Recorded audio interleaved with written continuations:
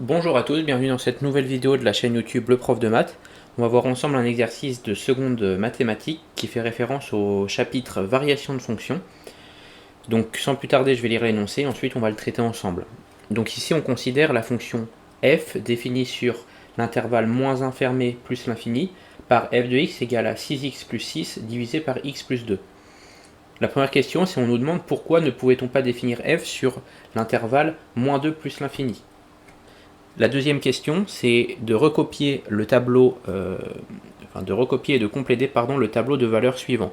Donc on a le tableau de valeurs qui est juste en dessous, et on voit quoi? Donc on voit en haut les x, en bas les f de x, donc nous on va devoir trouver les f de x, et en x on a donc moins 1, 0, 1, 2 et 4, et 8. Donc on doit trouver les f de x pour ces différentes valeurs de x, antécédent abscisse. Antécédent ordonné, pardon. Donc ensuite, on a la troisième question qui nous dit de tracer la courbe représentative de f dans un repère orthonormé. Donc là, j'ai déjà avancé pour la correction pour ne pas perdre de temps. J'ai commencé à tracer le repère orthonormé, donc à la main bien évidemment, mais vous le faites sur une feuille et de manière propre.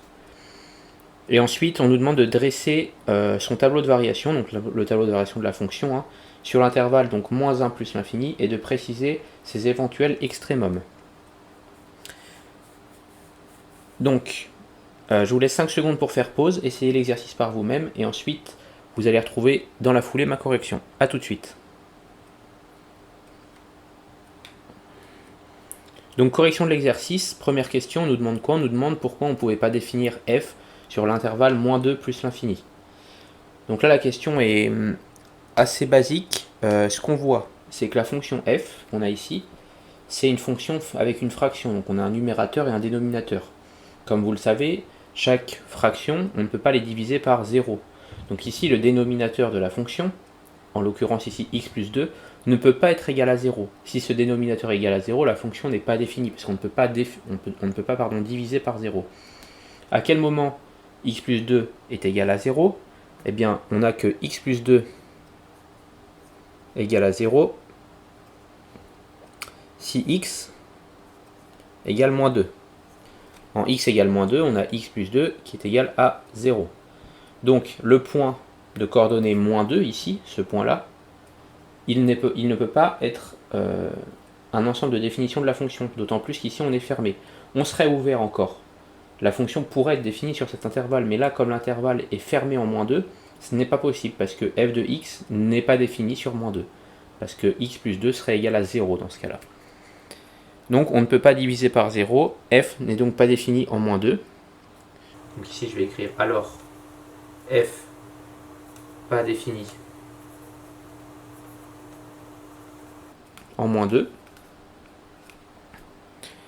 Et donc pas aussi défini sur l'intervalle moins 2 fermé plus l'infini, tout simplement. Donc là, souvent quand on a des fonctions avec des fractions, n'oubliez pas de faire attention au dénominateur. Il peut arriver qu'à certains moments, il y a certains points qui ne peuvent pas être définis dû au dénominateur. Voilà pour la première question. La deuxième question nous demande de recopier et compléter le tableau de valeurs suivant. Donc on a les différents antécédents, et on doit trouver les ordonnées, ou abscisse et ordonnées. Antécédent image, pardon. Antécédent x image, c'est les f de x, ou alors on parle de abscisse ordonnée, l'abscisse c'est x, l'ordonnée c'est f de x. Donc en abscisse, x égale moins 1. L'ordonnée, f de moins 1, pardon, c'est égal à combien? Tout simplement, on va remplacer x par moins 1 ici, on va calculer. Donc ça va nous faire 6 fois moins 1, ça fait moins 6, plus 6, ça fait 0. 0 divisé par moins 1 plus 2, donc 0 divisé par 1, ça fait 0. Donc quand x égale moins 1, la fonction f de x égale 0. Ensuite, le deuxième point, c'est le point de coordonnées 0. Donc en 0, combien vaut la fonction x? Pareil, ici on va remplacer x par 0. On a donc 6 fois 0 qui fait 0, plus 6, donc en haut on a 6, divisé par 0 plus 2, donc divisé par 2. 6 divisé par 2, ça fait 3. Donc on a ici trouvé le deuxième point, la deuxième ordonnée, en l'occurrence en x égale 0. C'est ici d'ailleurs ce qu'on appelle l'ordonnée à l'origine, parce que en x égale 0, on est sur l'axe des ordonnées. Donc c'est l'ordonnée à l'origine. Ensuite, en x égale 1. En x égale 1, on a donc f de x, on va remplacer x par 1, qui fait 6 fois 1 plus 6, ça fait 6 plus 6, 12, divisé par 1 plus 2, divisé par 3. Donc 12 divisé par 3, ça fait 4. Je vais changer de crayon encore une fois parce que mon verre est fatigué. Donc en x égale 1, on a f de x qui est égal à 4. Hein, ça fait 12 sur 3, donc ça fait 4.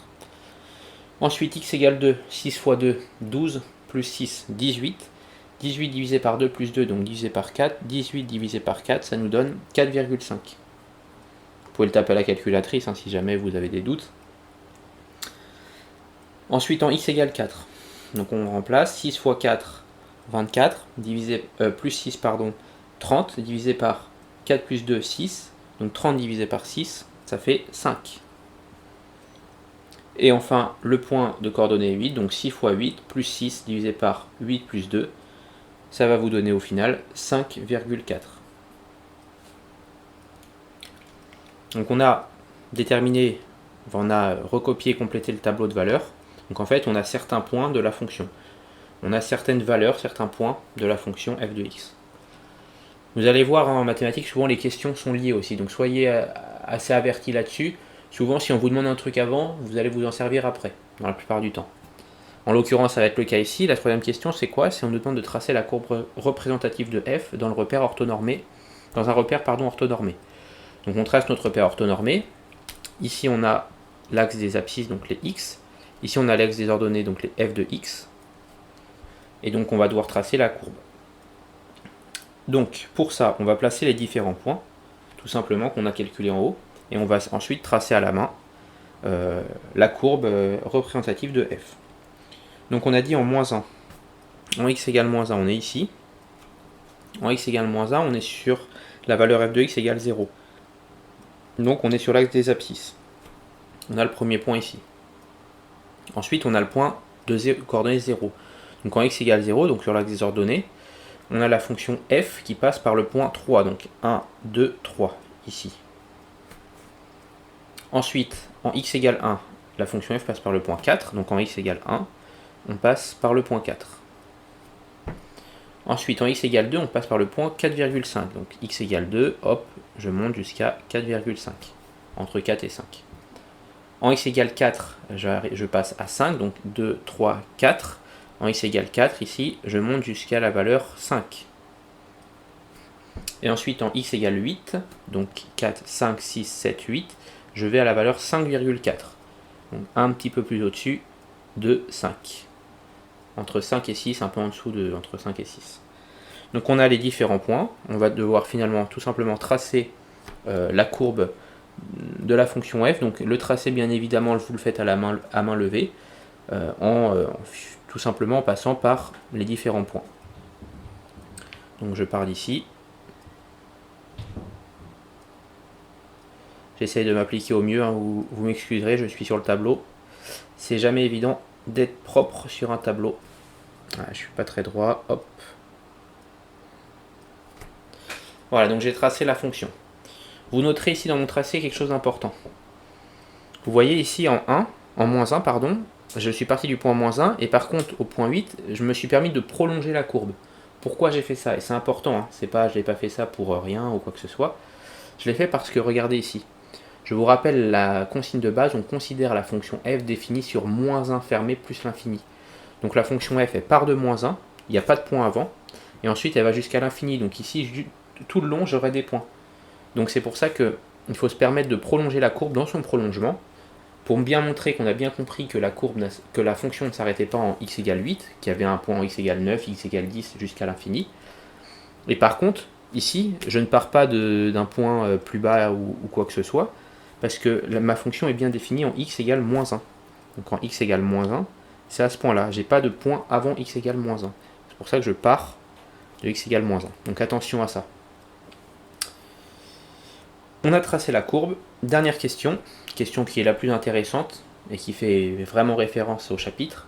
On nous demande de dresser le tableau de variation sur l'intervalle de définition de la fonction qui est moins 1 fermé plus l'infini, et de préciser les éventuels extrémums. Donc, pour tracer le tableau de variation, Un tableau de variation, ça se définit comme suit. On a les x, on a la fonction f, et ensuite, on va devoir tracer le tableau. Donc le x, quelle est sa plage de variation? Alors je rappelle juste, un tableau de variation, ça nous donne quoi? Ça nous donne finalement ça nous donne, comment dire ça? Ça nous donne le sens de variation, je dirais, d'une fonction. Donc si elle est croissante, si elle est décroissante, si elle est croissante sur un intervalle, décroissante sur un intervalle, constante, voilà. C'est ça l'intérêt d'un tableau de variation. C'est au-delà de le tracer, c'est de dire est-ce qu'elle est croissante, décroissante ou constante. Donc là, la fonction elle est définie sur -1 plus l'infini. Donc déjà, je sais que mes bornes extrêmes de mon tableau, ça sera -1 et plus l'infini. Ensuite, une fois tracé ça, on nous demande, attention ici, préciser ces éventuels extrémums. Donc en x égale -1, je connais la valeur. En x égale -1, f de x égale 0. Donc ici, je sais que j'ai un point en x égale 0. Enfin, j'ai le point, la courbe f, pardon, qui est égal à 0 dans un extrémum, donc en l'occurrence en x égale -1. En plus l'infini, bien évidemment, je ne donne pas de valeur parce que c'est pas une abscisse définie, c'est plus l'infini. C'est pas un extrémum défini. Ensuite, sur cet intervalle-là, en regardant la représentation qu'on a fait en haut, est-ce qu'on a des variations? C'est-à-dire, est-ce que la fonction croît, puis décroît, puis recroît, ou est-ce qu'elle est tout le temps croissante, ou est-ce qu'elle est tout le temps décroissante, ou est-ce qu'elle est constante? Là, en l'occurrence, on voit que c'est une fonction qui est strictement croissante. Donc, si elle est strictement croissante sur tout l'intervalle de définition, je vais tout simplement faire une flèche qui monte vers le haut, qui montre que je suis croissant de -1 à plus l'infini. Et ici, j'ai dressé mon tableau de variation en précisant mes extrémums, en l'occurrence en x égale -1. J'ai terminé le travail. On peut aussi dire que 0 c'est le minimum de la fonction f et il est atteint en x égale -1. Et il n'y a pas de maximum observable parce que la fonction croît tout le long et va jusqu'à l'infini. Donc je ne peux pas définir un maximum observable. Par contre, j'ai un minimum, je sais que ma fonction au minimum, elle vaut 0 en x égale -1. Je ne pourrais pas aller plus bas vu que je fais que de croître sur tout l'intervalle. Pourquoi je vous ai dit on regarde si elle est croissante, puis décroissante, puis croissante? Parce que si on aurait une fonction par exemple de ce type-là, ici imaginons on était le x égale -1, ici on aurait x égale 2 par exemple, mais imaginons en 2 ça commence à décroître, ici en 3 ça commence à recroître, et bien tout simplement dans mon tableau de variation, je vous le montre juste comme ça, hein, mais il faudra faire des exercices pour bien voir ça et bien s'entraîner, j'aurais eu -1, j'aurais eu plus l'infini, et ensuite à chaque changement de variation, j'aurais dû marquer ici dans mon tableau les valeurs de x. Donc ici en 2 j'aurais eu un changement de variation, et en 3 j'aurais eu un changement de variation. Ce qui fait que ma fonction, j'aurais été croissante sur -1, 2. En 2 et 3 je vois que je suis décroissant, donc je fais une flèche vers le bas. Et en 3 plus l'infini, je vois que je recroît, donc je fais une flèche vers le haut. C'est pour ça qu'il faut, une fois qu'on a placé les deux points de définition, il faut regarder si la fonction a des variations sur sa plage de définition. Et donc ici les extrémums, ici dans ce cas-là, on aurait eu quoi? On aurait le point x égale -1, on aurait dû calculer le point x égale 2 et le point x égale 3. Plus l'infini, bien évidemment non, parce que ce n'est pas un point, c'est une infinité. On va jusqu'à l'infini, c'est pas un point fixe défini. Donc voilà pour ça, j'efface juste ce que je voulais vous montrer ici. Hop. Voilà, donc merci de votre attention pour cet exercice. Comme vous êtes arrivé à la fin à chaque fois, c'est ce que je vous propose. Vous avez en description, premier lien, une formation de 4 vidéos que je vous offre. Donc 4 vidéos 100% gratuites, hein, bien évidemment, où vous allez retrouver dans chacune des vidéos un exercice d'un des chapitres du programme de seconde que j'aurais sélectionné. En fait, j'ai pris 4 chapitres du programme de seconde. Vous voyez, variation de fonction, c'est un des chapitres. Moi, j'en ai sélectionné 4. Et dans chacun des chapitres que j'ai sélectionnés, j'ai pris un exercice clé de ce chapitre que je vous propose, donc en formation gratuite, en description, premier lien.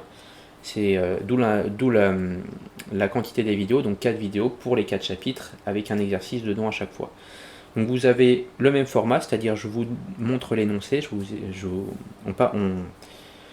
on parcourt ensemble l'énoncé, et ensuite vous avez 5 secondes pour faire pause sur la vidéo, je vous conseille d'essayer, c'est comme ça que vous apprenez le mieux, et après vous retrouvez ma correction avec mes explications. Donc n'hésitez pas à les voir si vous souhaitez continuer à vous améliorer, vous avez 4 vidéos supplémentaires vraiment bien ciblées en description. Et ensuite, si vous souhaitez aller encore plus loin, avoir une formation complète, j'ai sur mon site internet qui est aussi en description, donc leprofdemaths.com, j'ai une formation complète du programme de seconde mathématiques, ce qui fait qu'en fait vous avez une formation avec 15 modules. Chacun des modules représente un chapitre du programme. Variation de fonction est un des 15 modules justement.